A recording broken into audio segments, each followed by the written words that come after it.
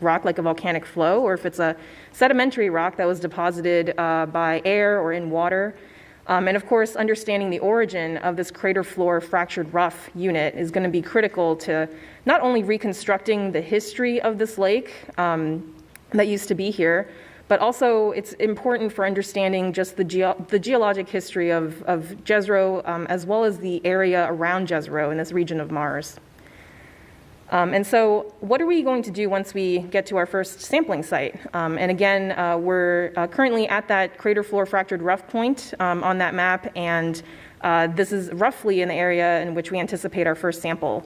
And so now if we pull up the second image, you can see a picture of actually where Perseverance is currently sitting right now on Mars. And in the foreground here, you can see those lighter colored paver stones. And then in the background, you can see these kind of higher standing, more rubbly parts of the crater floor. And again, both of these different types of rocks are part of that crater floor fractured rough unit that we're studying. And so once we get to our first sampling site, the very first thing that we're going to want to do, and you can expect that it'll probably look similar to that image that we just showed, but the first thing that we'll want to do is identify the sample. And for the purposes of this first sample, what we're really looking for in this crater floor fractured rough sample is really a rock that is kind of prototypical crater floor fractured rough. And what we mean by that is we want this sample to really kind of summarize and record the history of this entire unit as much as possible. We want it to be representative of this unit. And so that means that we're going to be looking for things like texture and chemistry and mineralogy, and we'll want our ultimate sampling, our sample rock, to have kind of the typical texture, chemistry, and mineralogy as all the other crater floor fractured rough rocks that we have explored and seen so far on our trip. So after we pick the exact spot in our workspace that we want to sample, the exact rock, one of the first things that we'll do is actually kick off a series of very choreographed and coordinated events. And the series of events is going to be the same as for every sample that we're going to acquire. So one of the first things that we'll do is abrade. And as you saw in Ken's video, that abrasion is really helpful for removing the superficial dust and any surface coatings on these rocks. And hopefully by seeing these finer scale details, like grains and crystals in the abrasion patch, hopefully that'll give us an answer to whether these rocks are igneous or sedimentary. But so after doing that abrasion, we'll then proceed to core a different part of that rock. And the core itself is going to be about the size of your finger, and the rover will acquire the core, and then it will process that sample in the tube. It will seal the tube, and then it will store that tube inside the rover belly until it is time to drop off that sample on the surface of Mars for the sample cache that will eventually be returned back to Earth.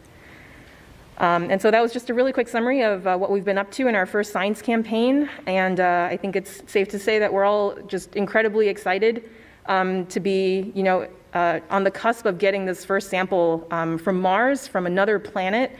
So we're just incredibly excited, and we can't wait for it to finally happen. So with that, I'll hand it off to Olivier Toupé, who's going to talk to us about the Perseverance rover's autonomous driving capabilities, which is really what is enabling us to do all this fantastic science and sampling. Thanks, Vivian. I'm now going to talk about an exciting new technology which has recently come online on Mars, on Perseverance this month, and which has already enabled us to make a lot of progress on our science campaign, as Vivian explained. And that's something that we call autonomous navigation. Now, you may be familiar with the self-driving cars on Earth. Those are relatively new and quickly gaining popularity. But we at JPL have been using autonomous driving on Mars for over 2 decades now. It all started with the Sojourner rover in 1997, which had basic autonomous driving capabilities. And then those capabilities evolved with the Mars exploration rovers, Spirit and Opportunity, in 2006, and then with the Curiosity rover in 2011. And now, finally, as of this month, that capability is active on our latest Mars rover, Perseverance.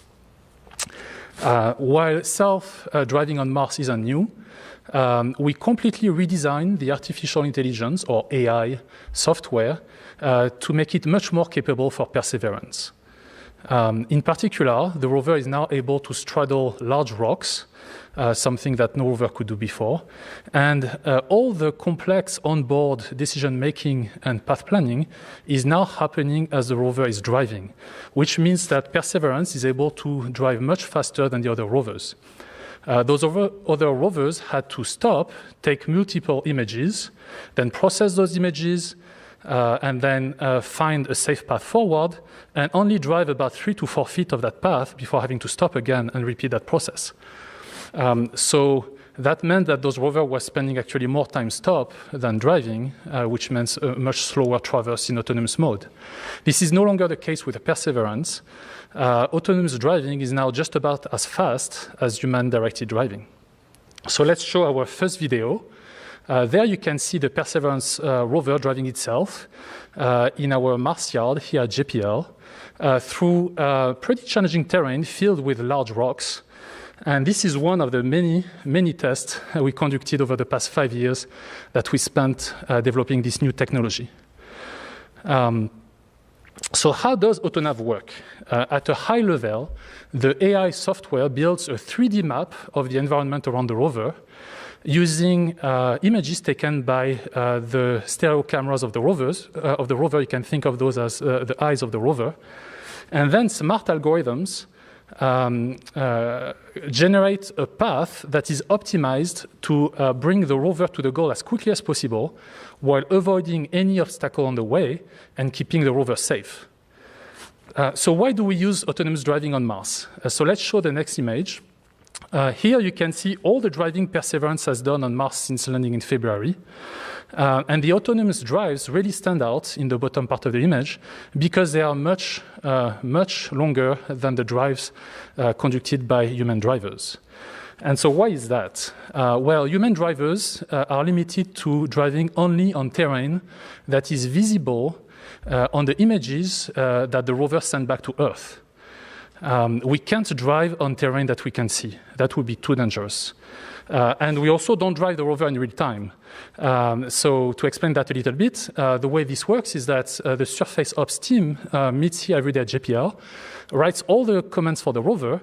Then at the end of the day, we send all those commands at once to Mars. The rover receives them and then executes them all overnight while we all sleep. And then sends the data back the next morning, and then we start a new planning cycle. And so that means that the human pilots can only drive at most 100 to 150 feet every Martian day, depending on the local geometry of the terrain. Because, of course, if you have large boulders and hills, those create occlusions you can see behind them, and that further restricts how far you can go.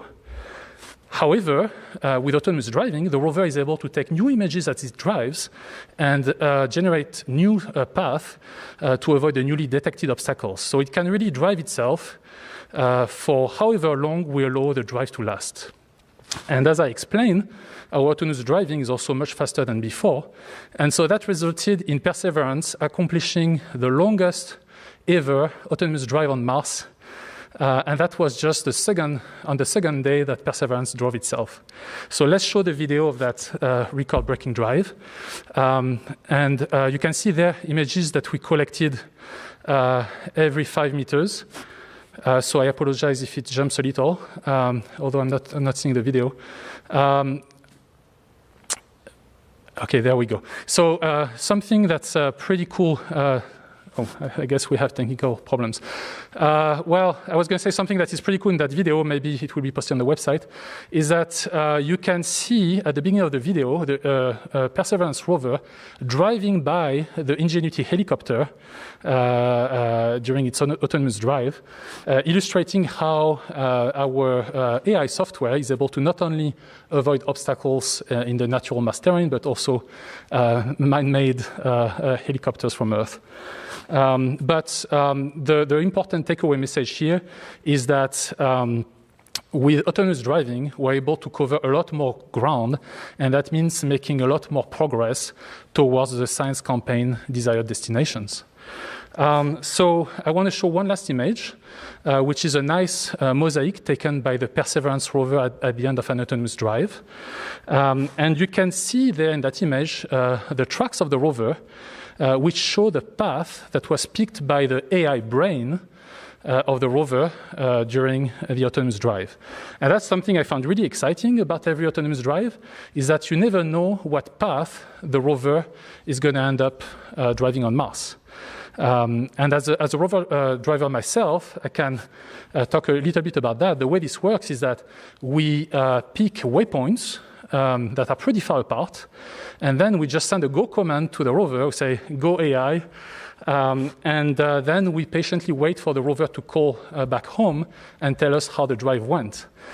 So it's a really thrilling experience. You can picture me waking up early in the morning and waiting anxiously for the data to arrive on Earth and discover how the drive went, where the rover drove.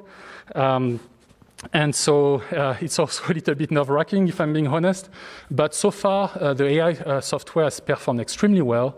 And I look forward to seeing Perseverance continue to drive itself successfully on Mars, push the limits of how far it can go and how difficult of a terrain it can traverse, thanks to our new autonomous driving software. And with that, I will hand it back to Jari for the Q&A session. Okay, thanks, Olivier. So I know we had a little bit of a technical issue there.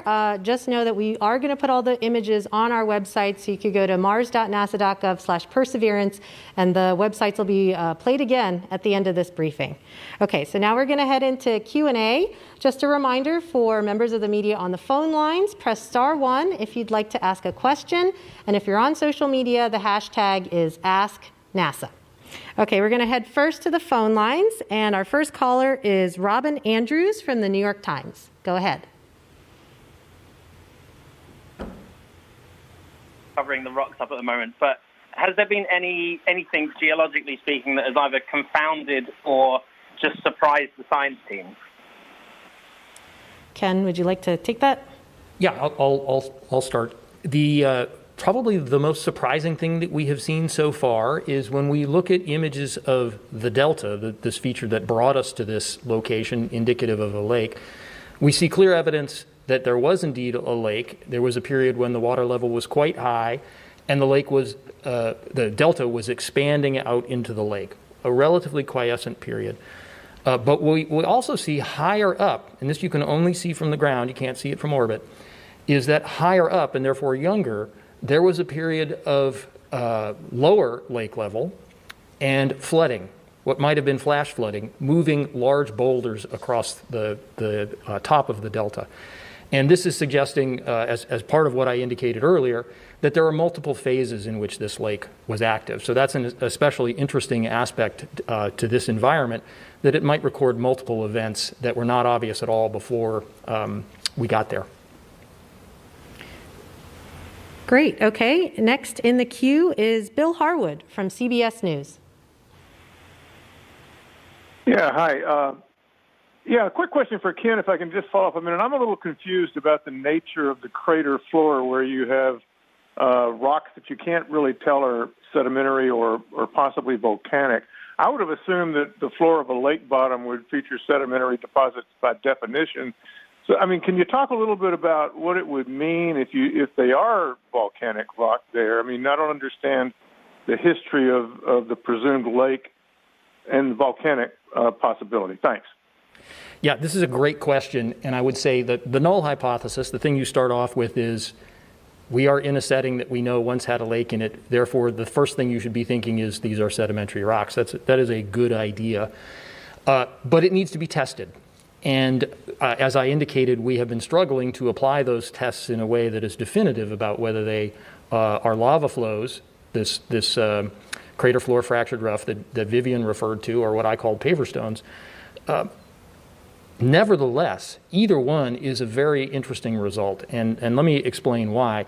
If the crater floor fractured rough unit is in fact a lava flow sourced from a vent that we have not yet identified, that's really important for our understanding and especially for sample return, because one of the special things about volcanic rocks is they can be dated back on Earth with very high precision and accuracy. So one of the things we would be particularly excited about if we found that it was a volcanic rock is to get a radiometric date that really pins the timing of many of the things that we are looking at on Mars. So either way, it's interesting, and both are possibilities. Great. Okay. Next reporter on the phone line is Alexandra Whitsey from Nature. Hi, thanks for taking my call. My question is for Vivian Sun. Again, just staying on this crater for fractured rough, if this is likely to be where we're going to see our first core, can you talk a little bit more about, what is its texture like? Does it remind you of any particular rock units on Earth? Does the nature of the CFFR unit change as you've driven over it for a kilometer or more? Oh, thank you. That's a great question. So yeah, there's a lot to unpack there. So this crater floor fractured rough unit, in terms of the different textures, as Ken mentioned, one of the things that our science team has been discussing in a lot of detail is determining whether these are igneous or sedimentary rocks. And so I think comparisons can be drawn, from what we can see currently on these crater floor fractured rough rocks. They can be drawn to various rocks on Earth, kind of in both settings. So it's a little bit difficult to say exactly, what the nature of these rocks are. Hopefully, by doing the first abrasion, we'll be able to get a closer look at the interiors of these rocks, and hopefully that will be less ambiguous. But in terms of the different textures of the rocks, so I alluded to this a little bit, but you can see in that second graphic that I had, we have these flatter kind of paver stone rocks in front of us where we currently are. And then in the background, you can see that there are these kind of higher standing parts of the crater floor fractured rough unit. And so this is something that we're still continuing to investigate with the mission, is figuring out, is there any difference between these two different types of rocks that are both in the crater floor fractured rough unit? And if so, what might those differences mean? Okay. All right. Next caller on the line is Issam Ahmed from AFP. Go ahead. Hi. This could be for Ken or for Vivian, I suppose. You've spoken about the sort of searching for these biosignatures, and I understand that nothing will ever be confirmed until we have the sample return mission. But when do you think you might get some at least sort of sense or idea that if something looks promising amongst samples for having biosignatures? Yeah, I'll take that one. The potential biosignatures that we can see with the rover are primarily with the instruments that are on the robotic arm, Pixel and Sherlock, which measure elemental composition, so the chemistry of the rock, the mineralogy of the rock, and also mapping of organic matter. And the first opportunity where we could see potential biosignatures in a way that I think could be compelling will be when we expose the interior of the rock through abrasion. And our first opportunity to do that is in association with the collection of this first sample in the next few weeks. The rock that we are looking at, as you have gathered, we are still puzzling over. But some of the rocks that we see in the area that Jennifer referred to called Sita, and I showed you images of a rock that may be similar with those fine layers, if those in fact are lake muds that have been turned into rock, those are a very prospective place. Those are a very good place to look for biosignatures. And that image there is showing you the area that we might imagine to be lake muds. And so I think that area is in the near term, this is at least a few months out before we get to this outcrop, is an area that we will be looking very closely for potential biosignatures. Thank you. Okay, we're going to go to social media for a couple questions. First one will be for Thomas Zerbukin. There's been a couple of questions on social media. So Pervez on Facebook and David on LinkedIn are asking, when can we get the samples back to Earth? As soon as possible. That's the answer, right? And how long does that take? And of course, the most important part is that we let Ken and the entire team do the work that they're doing right now, which is to select the samples, get them ready, and either deposit them or bring them forward. The earliest we can go and pick them up is later this decade, 26 or 28, which brings the samples back, the earliest in the early 30s. So that's the time frame we expect the samples back on Earth. Great, thank you, Thomas. Another question on Facebook, and maybe we'll start with Jennifer on this one. Niels Nielsen on Facebook wants to know, how has your path plans for Perseverance changed as a result of what you've discovered since landing? Well, I think the obvious one is that we thought we were going to land right at the delta. There's a little airstrip there. We thought that was where we were going to be, and we were going to start investigation of the delta. Because of the CETA region and the terrain relative navigation putting us on the other side of that, we've decided that there's a very interesting unit that you've heard about, this unit that we're on right now, where we want to actually drive the opposite direction. We're going south to investigate this area in this first science campaign and get some of these very old samples from this crater floor unit, and then we will transition and go back over to the delta. We'll still take, you can bring up Vivian's slide here. You can see we're going to drive down south, and we'll probably go all the way to South CETA. You can see that location there. We'll collect samples. We'll go back to the original landing site, and then we will put the pedal to the metal with our auto navigation that you heard about from Olivier, and you can see the path that we'll take to get back over to the delta. So that's very different than we thought, but it's a great opportunity to get some samples from this region of the lake bed. Great, thank you. We're going to go back to the Media Telecom line. So we have Chelsea God from space.com. Go ahead. Hi, thanks so much. So with these months of observation and all of these new science findings, I'm sure that mission teams have learned so much about this area on Mars that they did not know concretely previously. I'm curious how this new information post-landing has influenced, the planned sample capture sites as you narrow down more general sites into exactly where you're going to be collecting and caching these samples in the coming weeks. Who wants to take that one? Well, I'll answer with respect to the sample collection. One of the things that actually Vivian has been leading is an effort to come up with a plan for many months ahead, perhaps until the spring of next year. And what you see in the image, if I can show the image that we've been showing from Vivian, showing our traverse route, you see that there are sites that are indicated where we are very likely to collect samples. So we are discovery driven, but the way we navigate around to make discoveries is to follow the path that you see there. And the expectation is here on the crater floor, over about the coming year, we will collect 4 unique samples, and we will keep them on board. We will carry them to a site which is not yet determined where we will cache them for future pickup. It's my expectation that this caching will not happen within the next year, and therefore we don't feel enormous urgency right now to think about where it's going to happen because it is pretty far downstream yet. Okay, next on the phone lines is Passant Rabi from Inverse. Hi. I wanted to know, given the initial observations of Jezero Crater, could you compare them to the observations made by Curiosity when it first got to Gale Crater and how that speaks to the differences between the two missions?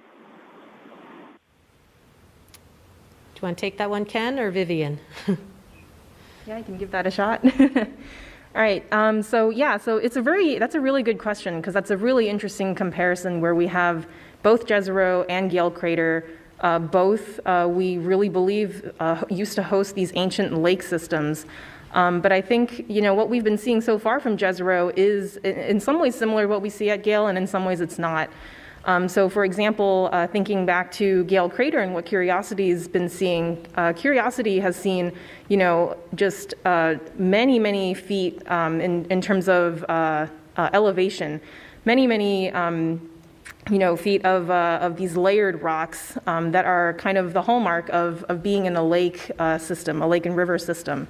And so we see these, very finely layered rocks, and there's variations in the layering that tells you about the depositional environment and the pace of the water that deposited those rocks. And when we think about that in the context of Jezero, though, you can see from a lot of the images that we've seen so far of the crater floor fractured rough, there's not a lot of layering in these crater floor fractured rough rocks. There are some kind of on the boundary between the crater floor fractured rough and the CETA unit, as shown in Ken's images showing that layering, that are kind of new data and that we're still digesting. But for the majority of our traverse, these layered rocks in the crater floor fractured rough have been kind of hard to come by. So that's an interesting contrast between what we've seen at Gale with those many layered rocks and the lack of layering in the crater floor fractured rough. But one surprising thing I think that we've seen since we landed is getting a closer look at that CETA unit that's kind of that we're kind of skirting around the edge of. And from orbit, when we look at this unit, we can't really see at the scale of the orbital data. We can't see any of the layering in this rock. And so when we did land and we did put our cameras out to the CETA region to really see it up close for the first time, I think we all were very happily surprised to see, there are layers in that unit. And so, of course, that might spark some more comparison with Curiosity and what it's been seeing at Gale Crater. So hopefully we'll be able to get more up close and personal with these rocks to really make that comparison better. Great. Okay, we're going to go back to social media. And a reminder for the folks on the media on the phone, again, if you want to get into the queue, you press *1, and the hashtag is #AskNASA. So this is a question for Dr. Zurbuchen. Darren on YouTube asks, how would this science help future humans on Mars? So we already heard about some of the technologies that are being developed, and especially you talked to us about the MOXIE experiment, right, earlier, which is all about making breathable oxygen that is there. So there's tangible, actual technologies that really help support life once we're there with humans that are being proven right now, both on the landing side, on the navigation side, but also that particular experiment. I think secondarily, what we're really doing with this particular, explorer is really look at the entire environment, both, remember there's a weather station that it's carting around with, but also really looking at the best science that, of course, humans could do as we get there. So really understanding what Mars is like right there with all dimensions, but learning also how to take advantage of the resources are the most important factors of how it supports human exploration. Great. Thank you, Thomas. This is a question, I'll start with Ken, but if other people have ideas, you can feel free to chime in. Ciencia News on YouTube asks, what is the most exciting thing found by Perseverance to date? I would say two things. The first is the very compelling demonstration of the helicopter ingenuity, and I'll let others speak to that. It is remarkable what that helicopter can do, and I think it's going to be, in the future, it will be transformative to have a helicopter element for science investigations. The other feature, which is a direct scientific observation, is the one that I alluded to, that quite different from Gale, we see evidence of rapidly flowing water, a phase of rapidly flowing water in this lake late in its history at the top of the delta, after the lake had dried down substantially. And this fits into a larger picture of the way Mars may have evolved from a period when lakes were relatively common on the surface to a period that is younger when there were periodic outflow events. We don't know exactly how those happened or why they happened, but we are starting to see evidence. And later in the mission, we will actually be up on those rocks and be able to explore them directly. Okay, we're going to go to another social media question. This one is about navigation, so I'm going to alter it a bit because Olivier was talking about how much we can do with the autonomous driving there. And so let's see, where did it go? Oh no, I lost it. It's okay, sorry about this. There we go. Okay, Mars Hub on Facebook asks, is Perseverance programmed to drive and do a lot of things itself, or do you control it from Earth? How much are you guys doing from Earth? That's a good question. So there are various modes of autonomy, various ways we can drive the rover. One is to actually give it low-level commands and say, Perseverance, please turn your wheels that much to make forward progress, backward progress, turn in place. And so we can really control the exact motion that the rover does. But as I explained, when we control it that way, we can only drive in the terrain that is visible right around the rover, so we can't go very far. And then there is, more advanced modes of autonomy where we can say, rover, please drive to that waypoint, and we can choose where to place that waypoint on Mars. And then the rover can either drive just the fastest path to the goal without imaging, and so without avoiding obstacles in the terrain, if we think the terrain is very benign, or it can actually image, detect obstacles, and by itself decide to swerve in between obstacles to get to the goal. Another autonomous capability I haven't mentioned, which is new with Perseverance, is that at the end of the drive, once the rover reaches the goal, in order to be able to talk back to Earth, it needs to turn to a heading that enables it to talk to the orbiter. And in order to do that, we actually do that autonomously, because at the end of an autonomous drive, as I hinted at earlier, we really don't know where the rover is going to be. What is going to be the final heading? What is going to be the final location? And so the AI software is actually able to look up a table that says, hey, given my current tilt, I need to turn at that heading to be able to talk back to Earth. And if it cannot, because there's an obstacle, then it's going to keep on making progress towards the goal until it finds a place where it can turn for calm, is how we call it. So that's about the extent of the autonomy for the driving side. And of course, there is also some autonomy for the robotic arm operations.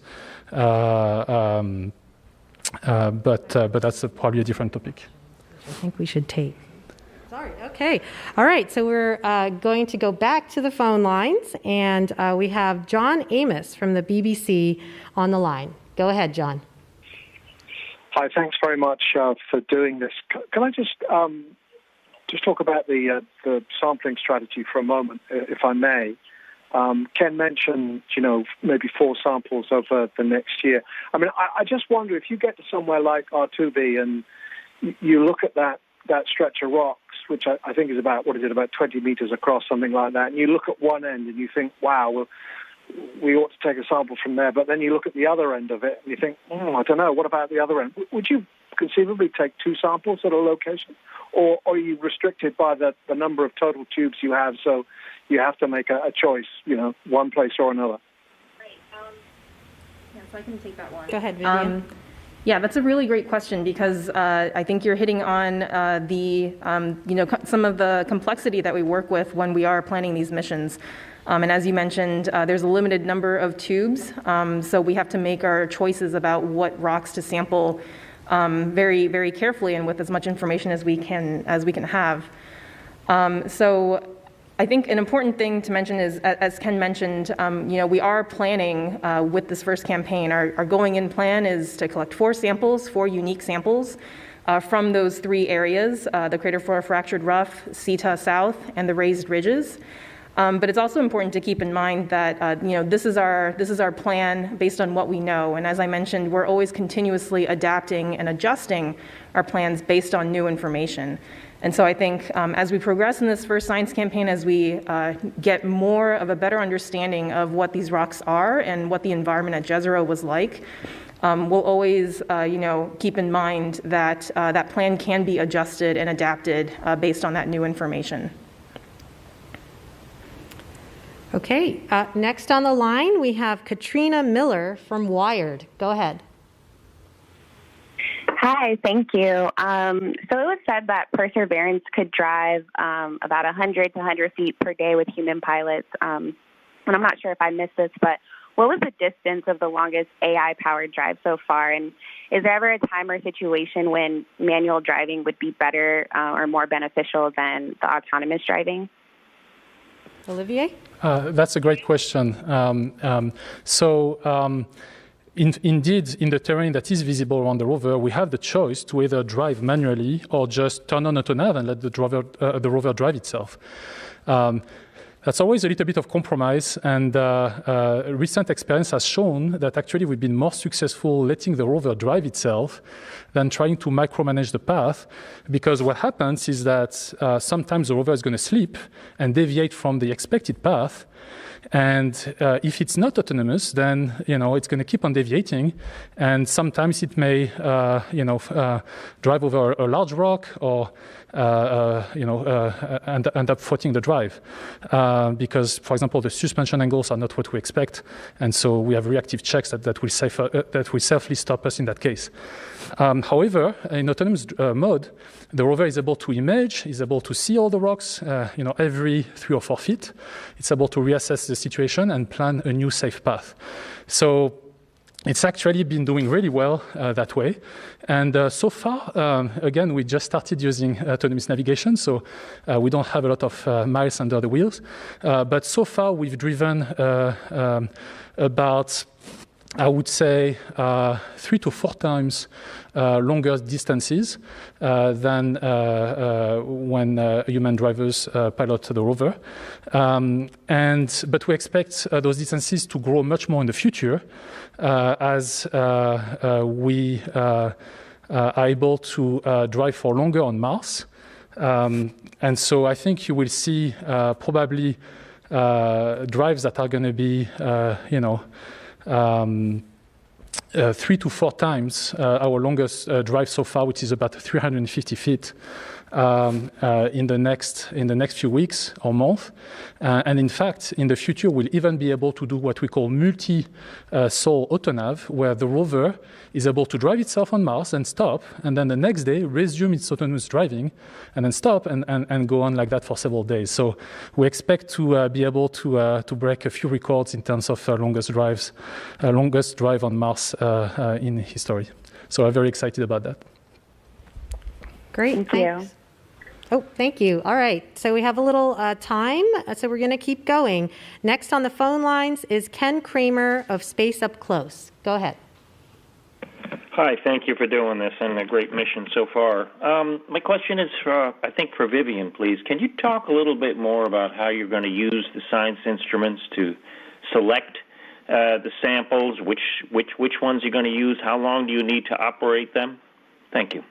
Yeah, absolutely. So I think the short answer is that we're really wanting to use all of our science instruments and our payload on board to get as much data as we can, even just in the preparation for sampling. So acquiring as much data as we can of these rocks so that we can inform our decision about exactly which rock to sample. In terms of getting into a little bit more detail about the instruments, I think we have a fantastic suite of instruments that really complement each other in terms of their functions, and they really help us put together, an efficient plan for getting to that sampling decision. So, for example, we have instruments like SuperCam and MassCam that are on the remote mast, and we call them our remote sensing instruments because we can be at a distance from the rocks that we're actually observing. So MassCam Z takes these fantastic images at very high resolution that helps us really do at the same time a kind of survey of the rocks around us, covering a lot of area, while also letting us see kind of those finer level details like kind of the textures of the rock and any layering in the rock. We also have SuperCam on the remote mast, which is helping to get at the composition of these rocks, so things like the chemistry and the mineralogy of these rocks. And similarly, we use that in a surveying fashion as well. And we also have our engineering cameras, of course, that we use every single day to give us the full context of the workspace that we're in. And then all these remote sensing instruments are really helpful for complementing the proximity science instruments that we call, that are mounted on the arm of the rover. And these are the instruments that we place much closer to the rocks. And so in that second image that I had, you could actually see the robotic arm reaching out and hovering over the rocks in front of us in our workspace. These instruments, because of how close and proximal they get to those rocks, they really give us really the highest resolution data possible. And so we're able to see really fine scale things like grains and crystals, especially once we are able to abrade. Also at that scale, we can get these chemistry maps as well as these mineralogic maps. And so getting that really high level detailed look at these rocks up close is also incredibly helpful, as you can imagine, for coming to an idea of not only what these rocks are, but also just what rocks do we want to sample in our workspace. Thank you. Great. Okay, we're going to go back to social media. So I think I'm going to throw this one to Ken. Stephen Tendrick on Facebook says, Mazel Tov, are we expecting evidence of ancient sea life? Ancient sea life? Yes.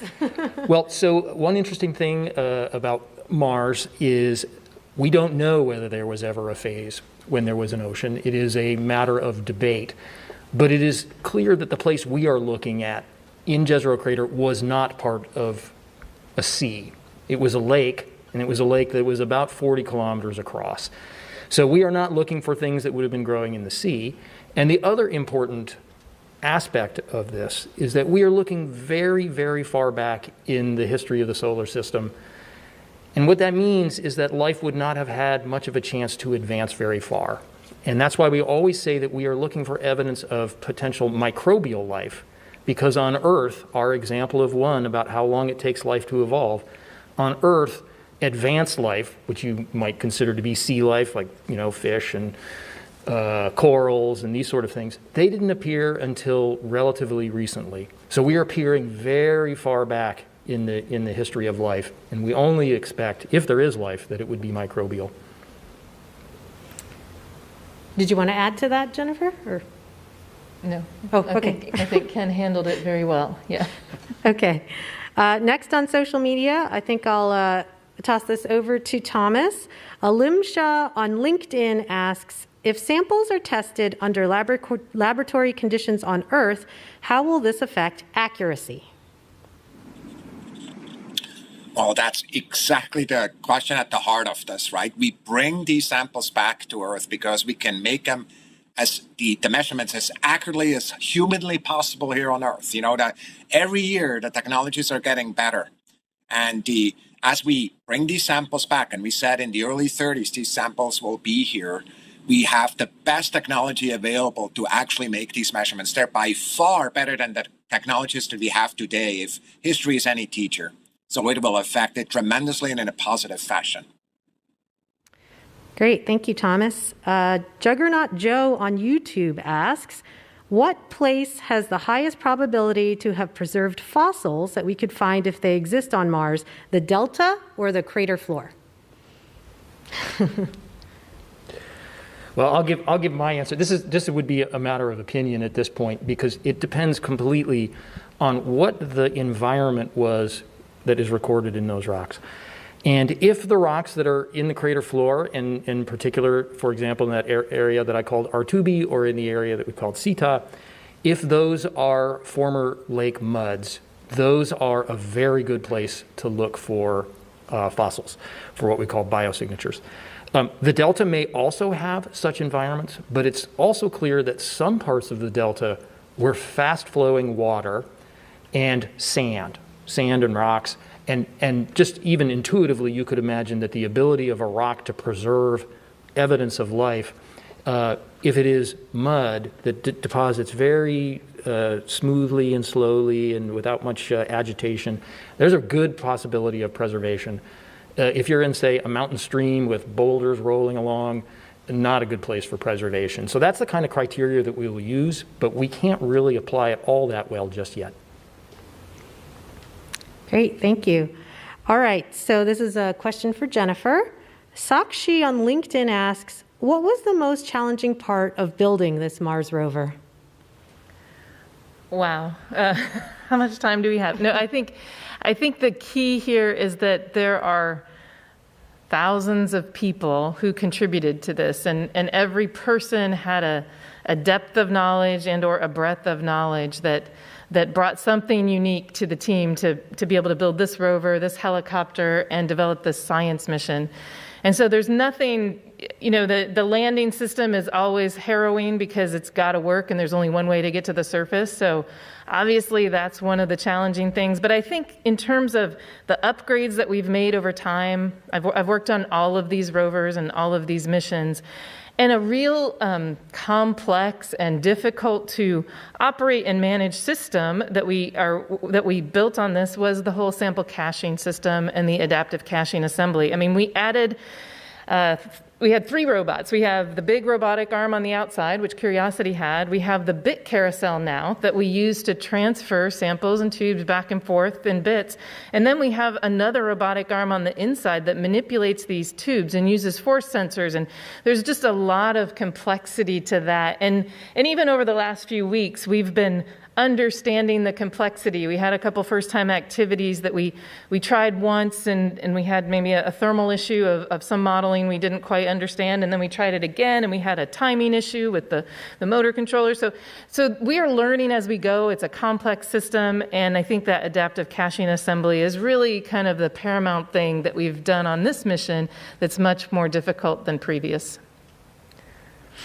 Okay, and Lyra on LinkedIn asks a question, maybe this is a question for Ken or Vivian. How will texture of these rocks be analyzed if you use the abrasion tool? Sorry, could you repeat the question? How will texture of these rocks be analyzed if you use the abrasion tool? I think, how do you analyze it after you've rubbed things away from it? Okay. So we abrade off the surface, we get rid of the sand and the dust and the coatings, and then with compressed gas we blow all of the tailings away. And so this would be, it would not be quite as polished as your countertop, but it is the same kind of idea. It's a nice flat surface, and it will be recessed below the surface of the rock by maybe that much, so not very far. And then we bring the instruments in and they look directly at this new surface. And this is exactly the way these instruments were designed to function. It's what we have always been assuming that we would need to do to get rid of this confounding surficial artifact, basically. Okay, we'll take one more question on social media. I think this is probably a question for Jennifer. Elizam on LinkedIn asks, how deep does the drilling process go? How many attempts do you have to drill before the cutting tools become dull? Great question. We go down, about 5 centimeters, and in general, we have several bits that we've brought along with us. And we will look at the abrading bits and we'll inspect them and we'll see. It really depends on the kind of rocks we're up against. If we have very soft rocks, a bit may last a very long time. If we have very hard rocks, we may have to change out the abrading bits more frequently. And so that's something that we monitor. The team is very adaptable to those types of things. We basically have designed the system to be able to manage around whatever we find relative to the bits. And so I think time will tell how we do with that. Okay, there's much more mission ahead, and so we're going to wrap this briefing. If you want more information about the Perseverance rover, we've got plenty of it online. You can go to nasa.gov/perseverance and mars.nasa.gov/perseverance. The rover is also constantly sending down raw images to us, and you can check that out at go.nasa.gov/perseverance-raw-images. You can also follow our journey on social media at NASA Persevere. Thanks very much for joining us, and go Perseverance.